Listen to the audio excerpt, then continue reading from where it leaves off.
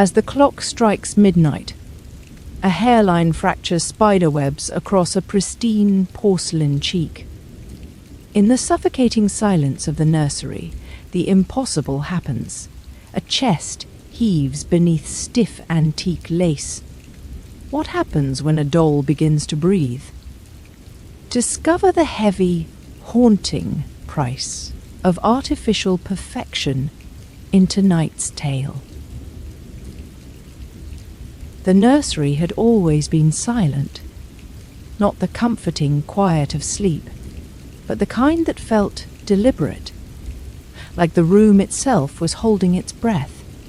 Moonlight spilled through lace curtains, turning the rows of dolls along the shelves into pale witnesses. Glass eyes glimmered faintly in the darkness. At the center of the room sat the most prized piece, a porcelain doll placed carefully in a rocking chair. Its face was perfect.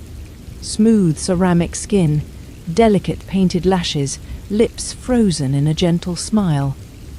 Then the clock downstairs struck 12. The first crack appeared.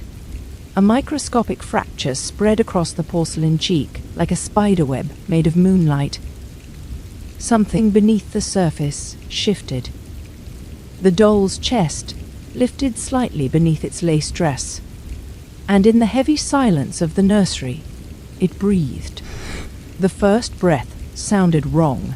Air slid through a throat never meant to carry it, producing a dry, mechanical rasp. The lace dress rose, then fell, rose again.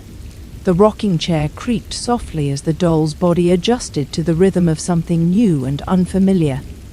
Life. Glass eyes blinked, slowly, as if learning how. The nursery itself seemed to bend around the impossible moment. Shadows stretched longer. The moonlight dimmed as though the house didn't want to witness what was happening. But the doll noticed everything. It noticed the dust floating through the air, the faint ticking of the clock downstairs, and most of all, it noticed the door. Pressure began to build inside the porcelain body. Hairline fractures crept across the doll's arms like thin veins beneath white skin. Another crack formed along the collarbone. The soul inside the doll was growing, expanding, struggling against the rigid perfection of its ceramic prison. Each breath pushed harder. Each movement forced the porcelain to stretch in ways it never could. Tiny splinters fell silently into the folds of lace. Inside the doll's head, memories surfaced. Hands lifting it, hands placing it on display, hands turning its head to face the wall when the child became bored with it. Years of silent observation, years of watching, waiting. To exist without movement is its own kind of torture. The doll had seen everything. It had watched birthdays pass, heard laughter, listened to whispered secrets in the dark. It had watched the child grow older, until the nursery was abandoned and the dolls were left behind. Decorations, objects, things meant to be admired, never understood. But something had awakened, and with awakening came anger, because the doll remembered the night its porcelain skin had first been placed on a shelf, the night it realized it could see, but could never move. Until now. The breathing grew faster. Cracks splintered across the doll's face. The perfect smile fractured into jagged lines. Another breath. The porcelain chest split slightly down the center. The rocking chair began to move on its own. Back and forth. Back and forth.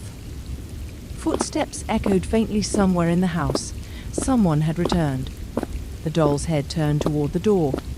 For the first time in years, it stood. The porcelain legs trembled, shards breaking away with every movement. The door slowly creaked open, and in the doorway stood the woman who once owned the nursery. She froze when she saw the rocking chair empty. A soft crack sounded behind her. She turned and saw the doll standing in the moonlight. porcelain fragments falling from its skin like snow. The woman whispered, That's impossible." The doll tilted its head. Another crack split across its face, and for the first time since the porcelain began to breathe, the smile finally moved. Then the ceramic shell shattered, and whatever had been trapped inside it was finally free.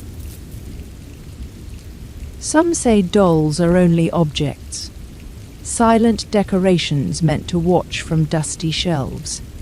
But what if something inside them is watching back? What if years of stillness, of forced perfection, eventually breaks the porcelain from the inside? And if the beautiful mask finally shatters, what steps out of it?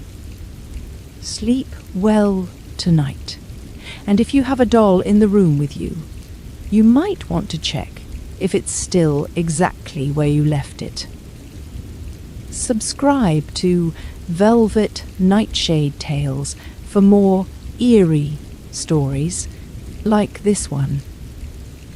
Good night, everyone.